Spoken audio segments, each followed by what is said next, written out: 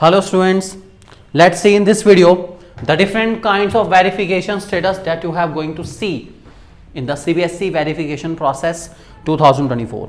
So जो 2024 की verification process आपकी खत्म हुई है 21 मई को क्लास 12th की और 24 मई को क्लास 10th की, उसके status day by day update होते जा रहे हैं। क्लास 12th के ऑलमोस्ट 50 से 60% बच्चों का स्टेटस अपडेट हो चुका है और क्लास 10th के अभी 24 के बाद मींस आप आज सैटरडे है, ऑब्वियसली बात है, संडे मंडे ऑनवर्ड्स अपडेट होने शुरू हो जाएंगे और with in 2-3 days he update हो जाएंगे बिना किसी दिक्कत के। ठीक है, और किसका पेंडिंग चल रहा है, क्यों पेंडिंग चल रहा है, वो सब कुछ मैं बताऊंगा इस वीडियो के अंदर। कैसे वेरिफिकेशन स्टेटस चेक करना है वो आपको बता देता हूँ बच्चों, ध्यान से देख लो एक बारी। आपको ऑलरेडी पता है, ठीक है, ये आपका होम पेज है, ठीक है, इसका लिंक आपको मिल जाएगा हमारी इसी वीडियो की डिस्क्रिप्शन में मिल जाएगा, वहां से जाके सीधा इस होम पेज पे आ सकते हैं। ठीक है, और इवन आपको इससे अगले वाला यहां पर एप्लीकेशन स्टेटस वेरिफिकेशन पे क्लिक करना है। ठीक है, ये विंडो आपके सामने खुली आ जाएगी। यहां पे अपना एप्लीकेशन नंबर में आपका एक अल्फाबेट होगा ए और उसके बाद नंबर होंगे 1 2 3 4 5 डिजिट के कुछ नंबर होगा। ठीक है, ये नंबर क्या रिप्रेजेंट करता है? पहली बात है जो ए है अल्फाबेट, जो ABCD, ये CBSE के अलग अलग रीजनल ऑफिस के इंडेक्स को रिप्रेजेंट कर रहा है, इंडाइसिस को, मतलब हर एक रीजन का एक अलग अलग अल्फाबेट है। जैसे C रीजन का दिल्ली हो सकता है, H रीजन देहरादून को रिप्रेजेंट करता है, J रीजन गुवाहाटी को, ऐसे अल्फाबेट के हिसाब से अलग अलग है। ठीक है, बता दिया मैंने आपको। बाकी ही स्टार्टिंग के 2 नंबर रिप्रेजेंट करेंगे उस रीजन में आने वाले शहरों को। मान लीजिए दिल्ली रीजन के अंदर कौन कौन सी सिटीज आती हैं, क्योंकि दिल्ली को 8 पार्ट्स में डिवाइड करा गया है, सेंट्रल है, नॉर्थ ईस्ट है, वेस्ट है। ऐसी देहरादून का एग्जांपल लेना है तो देहरादून का अपना देहरादून हो सकता है, मुजफ्फरनगर हो सकता है, सहारनपुर का हो सकता है, अलग अलग सिटी को स्टार्टिंग के 2 डिजिट उसको रिप्रेजेंट करेंगे। बाकी आखिरी के 3 डिजिट आपका ऑब्वियसली बात है एप्लीकेशन नंबर है, असलियत वाला एप्लीकेशन नंबर आपका यही है।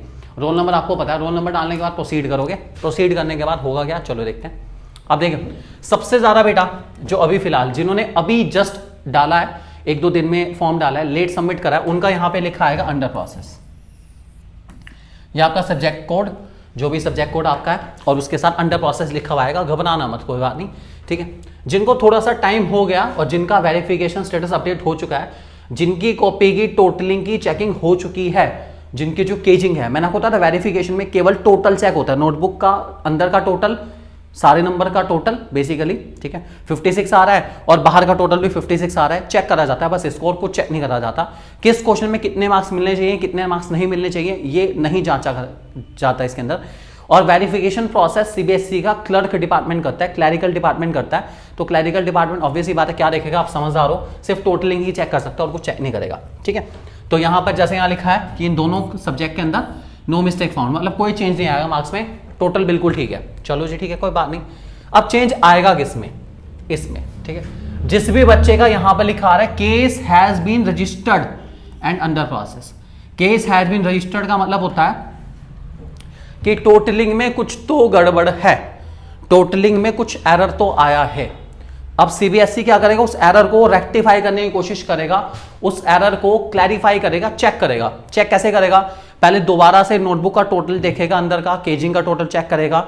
जो CBSE के पास एक्सेल शीट आई है उस बच्चे की, एक्सेल में सारे बच्चों के मार्क्स को फीड करके भेजा जाता है CBSE को, उस एक्सेल शीट को टैली करेगा कि एक्सेल शीट में कितने नंबर चढ़े हुए हैं बच्चे के, नोटबुक में कितने नंबर चढ़े हुए हैं बच्चे के, नंबर में वेरिएशन तो नहीं है, इस सब चीजों को जांच करता है CBSE पूरा। मैंने आपको बताया एक्सेल शीट से जांच होके ये आगे आपके पास बताएंगे कि भाई क्या हुआ क्या नहीं हुआ।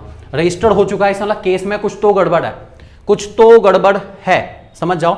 अभी अंडर प्रोसेस है, थोड़ी जांच चल रही है इस पे, जांच का जो भी कंक्लूजन होगा वो आपको बता दिया जाएगा। ठीक है, जब यहां पर ये जांच हो जाएगी तो यहां पर लिखा आएगा, ठीक है, यहां लिखा आएगा mistake has been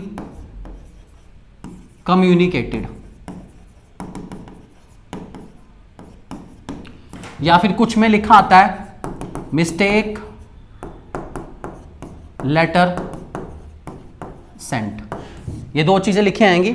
mistake letter आपको आपकी ईमेल आईडी पर मिल जाएगा, एक ईमेल आईडी पर आपके पास एक बकायदा CBSE से लेटर आएगा सीबीएसई बताया कि आपने इस सब्जेक्ट का वेरिफिकेशन कराया था, उसमें आपके नंबर इतने थे, अब इतने हो गए, बढ़ भी सकते हैं घट भी सकते हैं, जो भी होगा उसमें पता चलेगा।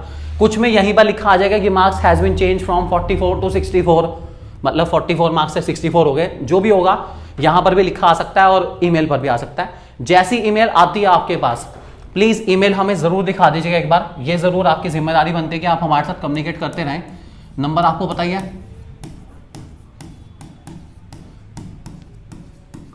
तो स्टे कनेक्टेड।